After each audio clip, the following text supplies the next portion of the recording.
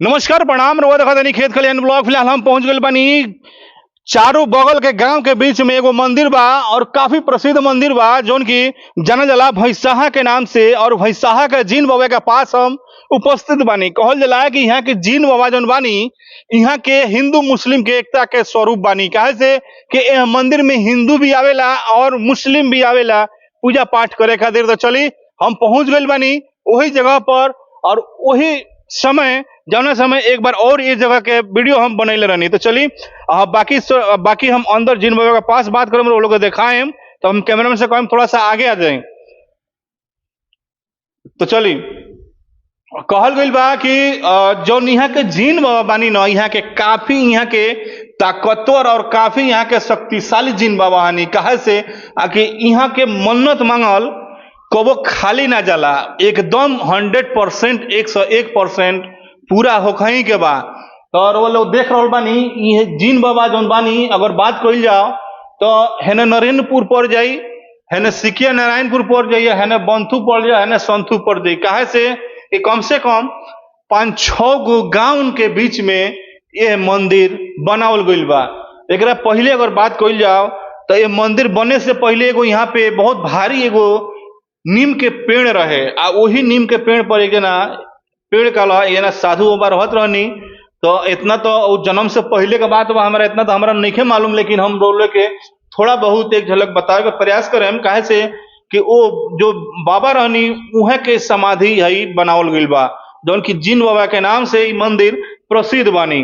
केहू भी श्रद्धालु यहाँ पावेला तो बाबा के खैनी बीड़ी गांजा ई सब प्रसाद के रूप में यहाँ पे चढ़ावल जाला।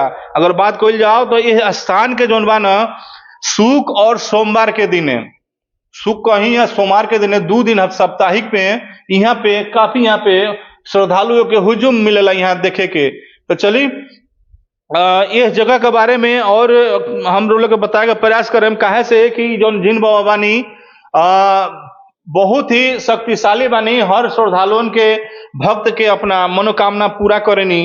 खास तर अगर बात कही जाओ तो ये जिन बाबा अगर रात बिरात कहीं अगल बगल से जाता नहीं, अगर नाम ले लें तो कौनो रुआ पीछे लागी कि कोनो आदमी रो संग संग चल रहा बा। काहे से कि जिन बाबा के उतना महिमा बा। हमेशा अगर बात कही जाओ तो इन्हें से केहू भी राही भटकत जाला तो ओकरा संग अगर जिन बाबा के अगर याद करते हलो तो जिन बाबा जरूर वो व्यक्ति के साथ देनी। बहुत बड़ा महिमा बा जिन बाबा के। तो जितना गुण गावल बा उतने कम बा। काहे से कि बहुत यहाँ के पुराने समय से यहाँ के स्थान बा जिन बाबा के। तो चली कमेंट सेक्शन में रउआ जरूर बताएं। ये हमारे वीडियो के माध्यम से अपन सजेस्ट जरूर दें।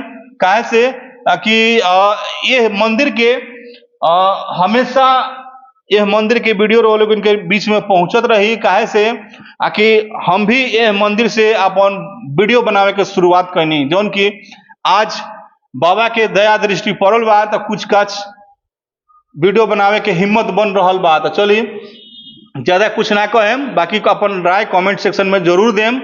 अभी यहाँ पे देख रहा बनी यहाँ पे कोई यहाँ पे अभी काहे से कि अभी 1-2 बजे के टाइम बा, केहू श्रद्धालु यहाँ पे अभी मिलल नहीं के। काहे से सुबह में आदमी आवेला पूजा पाठ करके चल जाला। अभी केहू ऐसे नहीं दिखाई देते, लेकिन आवे लीनो यहाँ पे। और बात कही जाओ तो जिन बाबा का जो मंदिर बा काफी एकांत एरिया में बा, ऐसे लोग यहाँ पे पहुंच ना पावेला। रहल बात कि एक अगल बगल में बात करें तो भैंसाहा का जो भीड़ा कहल जाला।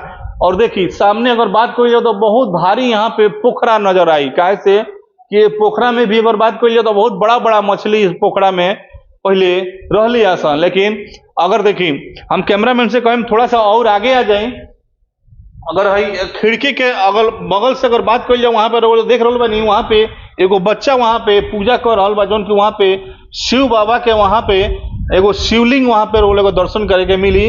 हम वहां पे पहुंच नहीं सकत काहे से कि अभी मंदिर के प्रांगण में बानी, ऐसा हम दिखावे में असमर्थ बानी। तो चलिए कैमरामैन से कहेंगे थोड़ा सा और हेने आई बाबा के महिमा पड़ी तो आपन जैसे कमेंट करत रही। बाबा जरूर लोगों ऊपर दया दृष्टि बनौले रखें। तो चलिए बहुत बहुत धन्यवाद। Take care.